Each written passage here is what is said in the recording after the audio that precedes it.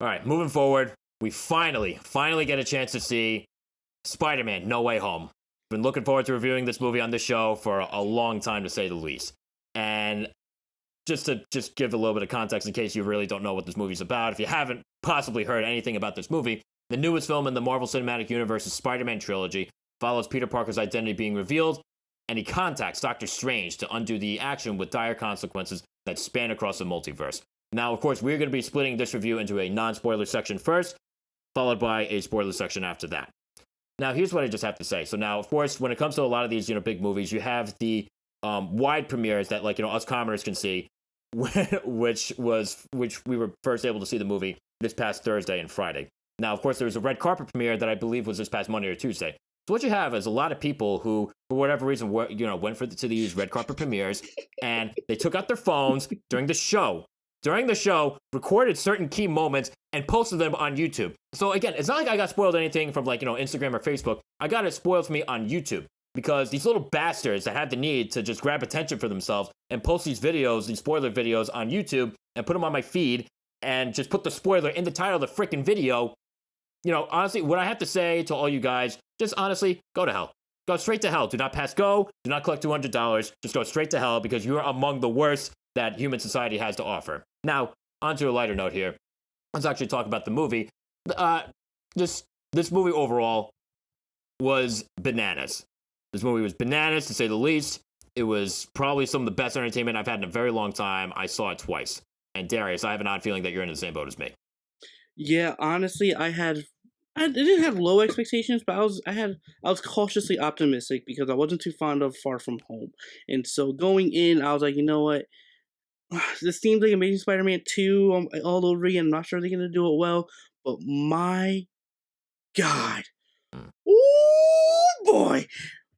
I freaking love this movie. This is easily in my top 5 favorite MCU films. That's just personally. And the beauty of why I love this movie is that it felt like Into the Spider-Verse. And I love Into the Spider-Verse so much because it still did a multiversal story, but still kept it grounded and told Miles' story. No Way Home felt like that. And it made me cry. It made me get up and clap. It made 30 other people in the theater get up and clap. This is during the theater, not after it. I'm hearing people cry. I'm crying. I can barely see the screen. I love this movie. And one of the things why I love about it as well is that it felt like a love letter to what Spider-Man is as a character and who he is. One of the things I love the action sequences. I love the cinematography. This is probably the best MCU Spider-Man film, in my opinion. Best MCU Spider-Man film. I'm not going to say best Spider-Man film, but at least the best MCU Spider-Man film. And this movie just blew my socks away in every level, from directing, cinematography, writing, and even action set pieces, memorable moments that aren't action related, but just character moments that I just thoroughly enjoyed. The nostalgia didn't feel like nostalgia bait. It really felt like it stayed true to why these characters were special back in Spider-Man 1, Spider-Man 2, Amazing Spider-Man, whatever it may be. And it just shows the great care and love they have towards Spider-Man as a property, as a character, and why he's one of the best Marvel superheroes ever. And again, this kind of plays into the whole nostalgia thing too, because one of the things that I loved about this movie was just the sheer ambition of it all. It aims very high, and it very much sticks to landing. There are so many moving parts to this story. There are so many characters and dynamics and developments that went on. There really is just so many of them, and none of them felt misplaced or thrown in. Everyone felt very well developed and felt worthwhile. And just in that alone, contributed to the film's very emotionally satisfying send-off, excuse me. Yeah, very emotional set. Again, this just felt right. It felt like they took all the critiques a lot of hardcore even Spider-Man fans had from the previous movies and fixed them. Thanos snapped. But it felt right. It felt wholesome. They kept Alfred Molina's Doc Ock intact, and he was spectacular to see on screen. And I gotta give a huge shout out to Willem Dafoe. This man just brings his A game all the time, and he still shows that 20 years later, he's one of the best comic book villains of all time. I don't care what anyone says. I will fight you to the death. Well, I mean, I think you're just, I don't think anyone's gonna disagree with you on that one. If they do, then like, I don't know. Maybe they've got some of that split personality that Norman Osborn has. But I think one of the things that works so well about this movie, again, this kind of plays into the whole ambition thing I was saying before too, is that this is a giant cast of characters with the giant cast of performance that has to go with it, right? And every single person, like, gives their A game, they give a solid turn, but one of the things that really makes it stand out is just how well everyone plays off each other. Yep, exactly. The chemistry was there, and Far From Home, I didn't care too much with the MJ and Peter Parker like romance because it didn't make sense for me. But for some reason in No Way Home, I felt it. I really Yep. felt for these two, and Zendaya. It's like almost every single person, majority of them, including Marisa Tomei. My God, as Aunt May gave it their all in this movie. This felt like the end game for Spider-Man, Hmm. and so much more. And Yep. I can't wait till we get into spoilers. But that's just it again. This felt as a Spider-Man fan, I feel beloved, and and I just feel so happy to see Tom Holland Spider-Man just done so well and Yep. going to the classic Spider-Man that we all know. Yeah, and again, taking on Tom Holland too. Again, this is definitely his most emotional performance yet. This is definitely very much a side of Spider-Man that I didn't expect to see, especially considering the fact that it's a Marvel Cinematic Universe hero, right? Like they don't usually tap into that really Hmm. poignant core with their heroes in every single film, right? This one they Exactly. definitely did. So I love seeing that side of Spider-Man. And again, as far as like the entire cast, my two of my favorite performances are that of Alfred Molina and Willem Dafoe being reprising Doc Ock and Green Goblin. I thought they did a terrific job. There really isn't like a sour note in this cast at all. There are a lot of memorable action sequences too, which I thought was great. Some of the CGI was a bit noticeable, if I'm being brutally honest, but that's definitely not enough to take anything away from the movie. Yeah, and I don't have really anything bad to say other than maybe some of the pacing in the beginning. Some of the comedy didn't land for me, but like one of the things I love about this film as well is like when I say it feels like a love letter to Spider-Man across multiple different mediums. I mean, it really does. It kind of pays homage to the Sam Raimi trilogy with certain camera angles and how they do certain things, action set pieces. You can kind of see the inspiration from Amazing Spider-Man franchise, and even some video games like Spider-Man PS4. I'm watching and I'm like, yo, that's a move from that game. Oh my god, they're going all out. I love it. Hmm. So I'm it surpassed my expectations, and I'm just really excited for the really. I'm just happy. That's really what it is. I'm just happy. Yeah, I I saw was this movie twice, and I felt happier watching it the second time than I did the first time, which is strange because that's not usually how it works. And again, like this, going to the whole nostalgia thing, there's a ton of fan service in this movie that works very, very well. It doesn't feel like it's just shoehorned in there to get people to watch this movie. exactly.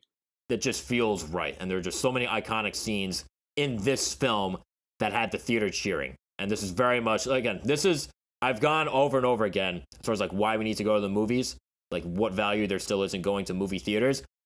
This movie is one of those films that still Hmm. justifies going to the theater. Because again, as much as I would usually get pissed off when people like make noise during movies, like everybody, like all of us cheering and laughing for certain moments that kind of harken back to certain things. That communal experience in a way it's kind of touching too. So this It movie was really well worth is. the wait, well worth the multiple viewings. And now again, before we get into the spoiler section, did this review convince you to go see Spider-Man No Way Home? And I'm gonna be honest, I can't imagine why you wouldn't want to see this movie before watching this review, but maybe that's just me. That's just, I don't know, personal tick that I have. And now again, we are gonna get to the spoiler section of this review in Yeah. 5, 4, 3, 2, 1. Okay, Okay. I'm so just gonna now that keep we mine are, short real quick. My I they're back. Andrew Garfield, Tobey Maguire, they're back. They did them yep. right. I'm very happy. I love Daredevil, him showing up. Hmm. Aunt May's death, it really hit for me because they kept on that moment. and really propel Spider-Man into a really dark place. And I thoroughly think that all of what happened and what they did, seeing Andrew Garfield, seeing these memes come to life, I'm thoroughly Yep. happy. And honestly, that's really all I gotta say with the spoilers. Yeah, well, and here's the thing. So when it comes to Tobey Maguire and Andrew Garfield returning to play Peter Parker, it's weird. This is one of the spoilers that I got, but at the end of the day, we all knew they were going to. Like, you don't bring, and again, I made this point too the other times that we talked about just the trailers for this film, and we saw the villains coming back. You don't bring back the villains from the other films and not expect the heroes to come back. You just don't do that. That would have been Exactly. commercial societal suicide for this movie if they didn't bring him back, or didn't bring them back. Excuse me. And Yeah. it's funny too, like watching all three Spider-Men, right? This is the stuff that fan theories are made of. But at the same time, it still felt cinematic in how they did it. This is what everyone was waiting for and wanted, and it was just so satisfying how they did it. And it's one of those things where, like, again, watching it the second time, it really made me think that I was watching something historic. Like, wow, they're willing to do this. Like, they're going there, and they're going there in like the best way possible. So I loved seeing all three of them, all three Spider-Men, like bonding together, fighting together. And I loved like what they did with Tobey Maguire and Andrew Garfield. They gave solid turns reprising their roles. And I loved how they found a way to make all three of them feel like their own individuals. Absolutely. And again, seeing the three Spider-Man together in live action, I didn't expect to love it as much as I did, especially since I teared up multiple times during this movie. But Mm-hmm. it was definitely worth it, and I absolutely love it. I definitely recommend everyone to go see this. Venom is also in the MCU, which was also great to see. So I'm really excited. I'm really happy. Wait, and of course, is he though? I thought he got whisked back to his.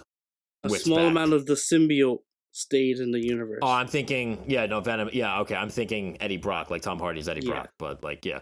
But again, with Aunt May dying, that was another spoiler that I got that I didn't expect. That I was a little pissed when I found out about. And of course, again, she delivers that iconic line, "With great power, there must also come great responsibility," right before she dies. Of course, so powerful. And I think Peter's decision at the end to leave everyone not remembering who he is in order to make their lives less complicated is the ultimate hero move. That is the defining moment in his character arc, and it just goes to show just how amazing of a job the Marvel Cinematic Universe has actually done with Spider-Man's character. Yep, agreed. And like I said, I'm just excited. I'm happy. I'm satisfied. And it's going to be interesting to see where they take Spider-Man going from here on out. Mm-hmm. So, yeah, what did you guys think of Spider-Man No Way Home? Was it worth the wait and the hype? Leave your thoughts in that comment section. All right, and now to cap off the show, which I guess is technically a spoiler for Spider-Man No Way Home. The end credit scene of Spider-Man, one of the end credit scene of Spider-Man No Way Home is a trailer, like a flat-out trailer for Doctor Strange in the Multiverse of Madness. This picks up after the events of WandaVision. You have Doctor Strange teaming up with Scarlet Witch. And I am interested to see what they do when they have two of the strongest Avengers team up for like one of these individual films, quote, individual films. Yeah, I'm excited. Scarlet Witch is one of my favorites of the MCU. I love Doctor Strange. I'm happy to see these two magicians essentially coming together. Loki's going to be appearing, and this definitely looks and feels Sam Raimi. And I'm just, it was a good looking trailer. I know that for sure. Yeah, and again, taking on Sam Raimi, this is a guy who did Evil Dead, of course, the Tobey Maguire Spider-Man films. I'm interested to see what he does with something like this and how he brings his own sort of flair to the Marvel Cinematic Universe. And this trailer, of course, contains certain references straight from a What If episode, according to, someone that my brother just happened to sit next to in the theater. And of course, it's an episode that I have not seen. I think I've only seen like the first 4 or whatever. But, we'll just have to see. I think this film is currently slated to come out May 6th of 2022, which kind of gives me some skepticism because this is 6 years since the first film, right? And I know that's partially due to COVID-19, but still, like anytime a movie comes out or like a sequel comes out, like 4 to 5 years after the original, like I always get a little skeptical, but maybe that's just me. Yeah, same here. So we'll have to wait and see. I'm excited. Yep. Yeah. So again, whatever you guys think, you know what to do. Leave the thoughts wherever that you can. And just like that, the episode's over. Don't forget to like, follow, share, subscribe, and hit the bell to get all notifications, whether you're on Apple Podcasts, Pandora, YouTube, and so much more. We hope you enjoyed this episode, so if you want to help us out, please give us a 5-star review wherever it is that you can, and tune in next week for our reviews of Don't Look Up and The Matrix Resurrections. We'll see you then. See you then.